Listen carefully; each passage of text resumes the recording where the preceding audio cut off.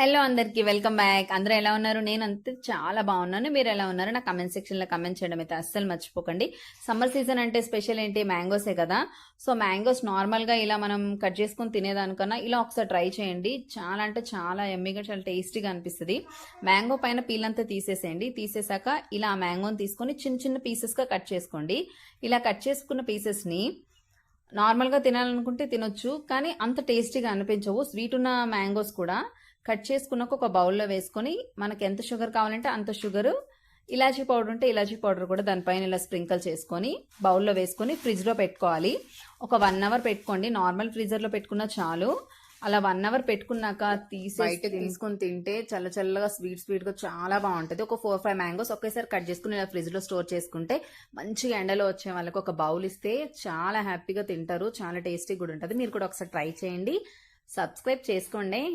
Bye.